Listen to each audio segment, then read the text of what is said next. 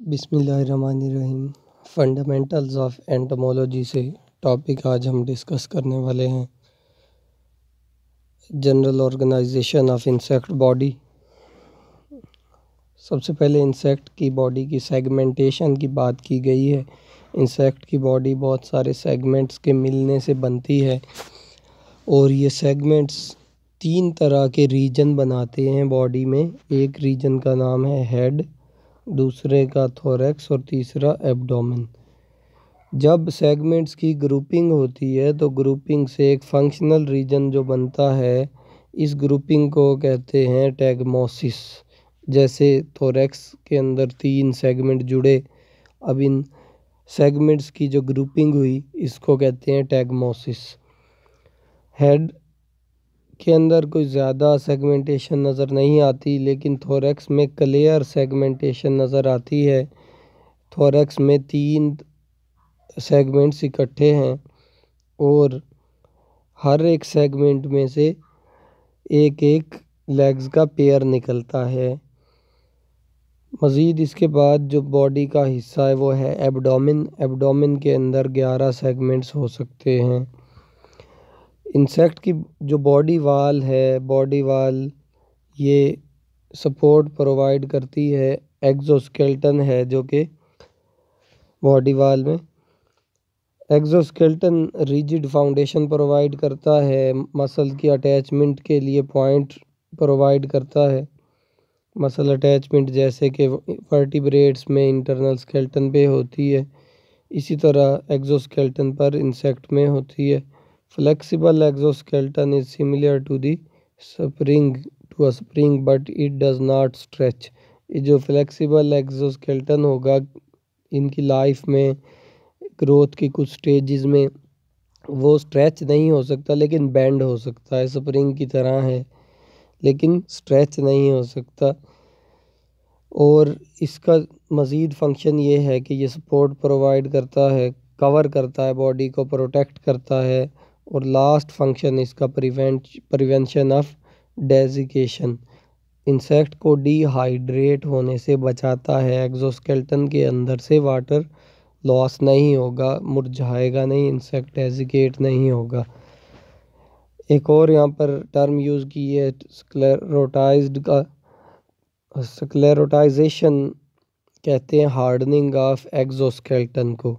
जब body wall hard हो जाएगी, मतलब कि स्क्लेरोटाइज हो जाएगी, तो वो मुख्तलिफ़ किस्म की प्लेट्स बनाएगी। ये प्लेट्स स्क्लेराइड्स कहलाती हैं। जब दो प्लेट्स एक दूसरे के करीब जुड़ती हैं तो दरमियान में उनके मेम्ब्रेन होती है। जैसे कि हमारे पास ये डायग्राम है, डायग्राम में एक ये प्लेट जुड़ रही है और दूसरी इधर से प्लेट जुड़ रही होगी, दरमियान में मेम्ब्रेन होगी जहाँ पर एक्सोस्केलेटन नहीं होगा और ये मेम्ब्रेन स्मूथ होगी, सॉफ्ट होगी यहाँ पे, जिसकी वजह से एक्सपेंशन हो सकती है बॉडी की ड्यूरिंग ईटिंग, इन स्किन की वजह से, जॉइंट्स की वजह से, और एग डेवलपमेंट में भी ये रोल प्ले करते हैं। Membranous connection found in insect bodies and appendages include telescopic. बहुत सारे रिंग्स बनते हैं जगह जगह, सिंपल अपेंडिजेस हो गए, joints, ball and socket, articulated joints, इन तमाम जगहों पर ये इस तरह की मेम्ब्रेन पाई जाती है। जहाँ पर भी हरकत हो सकती है वहाँ पर ये इंसेक्ट के अंदर स्किन पाई जाएगी, उस जगह पर एक्सोस्केलेटन नहीं होगा। स्क्लेराइड्स और मेम्ब्रेन्स, ये इनका कुछ एक्सटर्नल प्रॉपर्टीज़ भी हैं और कुछ इंटरनल हैं। एक्सटर्नली इनके ऊपर रिंकल्स हो सकते हैं, स्पर, स्केल, स्पाइंस, हेयर्स वगैरह हो सकते हैं एक्सटर्नली, जैसे इस डायग्राम में हम देख रहे हैं, रिंकल्स हो सकते हैं। स्पाइंस टाइप स्ट्रक्चर भी है, ये भी स्पाइन है। हेयर लाइक स्ट्रक्चर भी कह सकते हैं। ये स्पाइन हम देख रहे हैं जो ये मल्टी सेलुलर स्पाइन है। मल्टी सेलुलर स्पाइन इसलिए कहते हैं कि इसके अंदर बहुत सारे सेल्स हैं नीचे इस स्पाइन के अंदर। हेयर लाइक स्ट्रक्चर भी हैं, सीटा वगैरह, ब्रिस्टल्स, स्किन की सरफेस पर एक्सोस्केलेटन की सरफेस पर ये पाए जाते हैं। ये एक्सटर्नल करैक्टर है बॉडी वाल का। और जब कभी भी ये जो एक्सोस्केलेटन है या बॉडी वाल अंदर की तरफ मुड़ेगी तो इसको एपोडीम कहेंगे। एपोडीम्स का काम ये होता है कि वो मसल्स की अटैचमेंट के लिए साइट प्रोवाइड करते हैं और एक्सोस्केलेटन को मज़ीद मजबूती प्रोवाइड करते हैं। अंदर की तरफ मुड़ने की वजह से एक्सोस्केलेटन मज़ीद हार्ड हो जाएगा। कुछ एंगल्स ऐसे बनेंगे जो टूटने से रोकेंगे एक्सोस्केलेटन को। डिटेल्ड बॉडी वाल के अंदर इंटीगुमेंट की लेयर्स हैं। बॉडी वाल या इंटीगुमेंट जो है वो एपिडर्मिस कहलाता है, सेल्स हैं एपिडर्मिस के। उसके बाद नीचे बेसमेंट मेम्ब्रेन है। डायग्राम में देखते हैं तो क्लियर पता चलेगा इसके बारे में। सबसे पहले ऊपर एक एपिक्यूटिकल है, फिर इधर तक ये एक्सोक्यूटिकल, फिर एंडोक्यूटिकल, फिर इसके ऊपर एपिथेलियल लेयर है। ये सेल्स की जो लेयर नज़र आ रही है ये वाली एपिथेलियल लेयर है। फिर नीचे इनके एक बेसमेंट मेम्ब्रेन है। सबसे बाहर वाला हिस्सा ये क्यूटिकल कहलाएगा पूरा, प्रोक्यूटिकल और एपिक्यूटिकल। एक्सो और एंडोक्यूटिकल को प्रोक्यूटिकल कहते हैं और प्रोक्यूटिकल और एपिक्यूटिकल को मिला के हम क्यूटिकल कहेंगे। यानी कि एपिथेलियल सेल्स के ऊपर क्यूटिकल मौजूद है और नीचे बेसमेंट मेम्ब्रेन मौजूद है। एपिथेलियल सेल्स के ऊपर वाली साइड पर, बाहर वाली साइड पर क्यूटिकल और नीचे बेसमेंट मेम्ब्रेन। स्ट्रक्चर के अंदर कुछ केमिकल्स भी यहाँ पे, केमिकल कंपोजिशन भी पढ़ेंगे। क्यूटिकल के अंदर एपिडर्मल सेल्स के अंदर कुछ ऐसे सेल्स भी होंगे जो वैक्स सेक्रीट करने की सलाहियत रखते होंगे, या कुछ ऐसे सेल्स भी होंगे जो मोल्टिंग में एंजाइम्स प्रोड्यूस करने वाले होंगे, जो पुराने स्केलेटन को डाइजेस्ट करने वाले। Cuticle cover the entire outer body surface and also lines the insect air tubules, salivary glands and parts of digestive tract।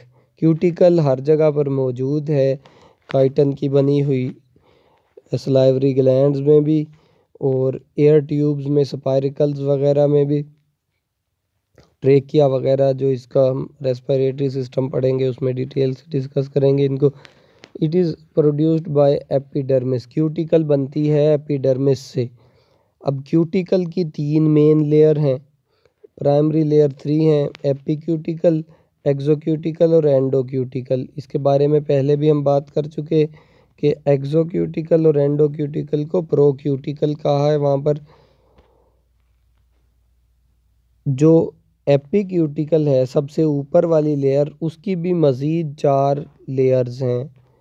सबसे अंदर वाली layer, inner most layer, homogeneous layer है और इसके अंदर स्पेशल एक लाइपोप्रोटीन है, क्यूटिक्यूलिन प्रोटीन, और वैक्स भी मौजूद है, लॉन्ग चेन हाइड्रोकार्बन वाले एक्सेप्शनल, जो बहुत ज़्यादा लॉन्ग चेन होंगे। और यहाँ पर एक केमिकल सीमेंट, जिसके लिए वर्ड यूज़ किया, टैनिन प्रोटीन्स हैं, वार्निश का काम करते हैं ऊपर। वार्निश से मुराद शाइनिंग, एक लस्टर टाइप या पेंट टाइप। क्यूटिक्यूलिन लेयर ज़रूरी है ग्रोथ प्रोसेस में भी और परमेबिलिटी के लिए भी। और ये मटेरियल को जो भी कुछ चाहिए होगा बाहर वाली जगह पर एंजाइम्स वगैरह के लिए तो इम्परमिएबल होगी, लेकिन वैक्सेस वगैरह इसके अंदर से बाहर आ जाते हैं। यानी कि डायग्राम में अगर देखते हैं तो सबसे बाहर वाली जो लेयर है प्रोक्यूटिकल, इसके भी 4 लेयर हैं मज़ीद। और इसके अंदर सबसे नीचे वाली जो लेयर, ये समझ लें कि हम इस पॉइंट को मैग्नीफाई कर रहे हैं, इसके अंदर से 4 लेयर हैं। सबसे नीचे वाली लेयर की बात कर रहे हैं कि यहाँ पर लाइपोप्रोटीन मौजूद है, ऊपर फिर कुछ वैक्सीज मौजूद हैं और मज़ीद ऊपर भी सीमेंट वगैरह मौजूद है जो कि वार्निश का काम करती है। इसके अंदर हम देख सकते हैं कि मल्टी सेलर स्पाइन नज़र आ रहा है, क्योंकि अंदर ये स्पाइंस के सेल भी हैं, एपिथेलियम, और ये सीटा हेयर लाइक स्ट्रक्चर एक्सोस्केलेटन से बाहर निकल रहा है, और स्पाइन या स्पर भी यहाँ पर मौजूद हैं। पोर कैनाल है जो सेक्रीशन करता है बाहर की तरफ किसी भी चीज़ की, और ट्रांसफ़र करने के लिए मटेरियल में इस्तेमाल होंगे ये।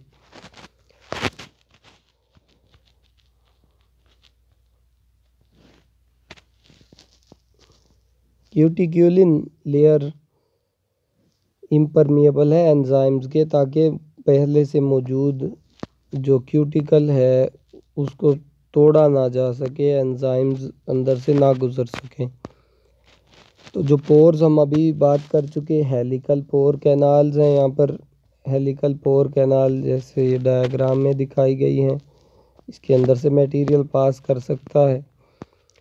एक्सोक्यूटिकल है जो, अब इसके बाद एपिक्यूटिकल के बारे में हम डिस्कस कर चुके। एक्सोक्यूटिकल मजबूती प्रोवाइड करता है और रिस्टोरेशन प्रोवाइड करता है सेल को, एक्सोस्केलेटन को। काइटिन का बना है, पॉलीमर है जो कि नाइट्रोजनस पॉलीसेकेराइड का काइटिन, और ये इंसेक्ट में नहीं बल्कि तमाम आर्थ्रोपोड्स में भी पाया जाता है। इसके अंदर लॉन्ग चेन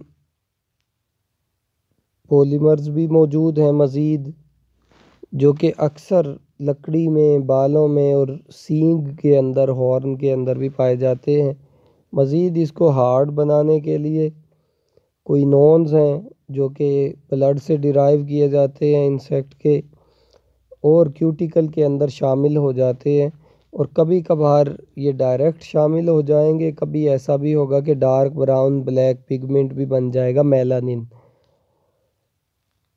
और मज़ीद स्क्लेरोटाइजेशन कर देंगे, स्क्लेरोटिन भी बनाकर, स्क्लेरोटिन प्रोटीन बनाकर ये मज़ीद हार्डनिंग कर देंगे डेपोजिशन के बाद। एक्सोस्केलेटन को मज़ीद हार्डनेस प्रोवाइड करने के लिए, जैसे कि बीटल्स हैं जो क्लास इंसेक्टा का जो ऑर्डर कोलियोप्टरा है उससे ताल्लुक़ रखते हैं। ये बीटल वगैरह ज़्यादा हार्ड मटेरियल, इनके ऊपर जो इनके जो पर होते हैं वो भी हार्ड नज़र आते हैं। सोर्स है कलर का ब्राउन ब्लैक कलर का, ये मेलानिन ही है यहाँ पर, और क्यूटिकल में डिफरेंट कलर जो हैं वो अट्रैक्टिव बनाते हैं इंसेक्ट को, लाइट की डिफ्रैक्शन वगैरह की वजह से, बटरफ्लाइज वगैरह जैसे कि।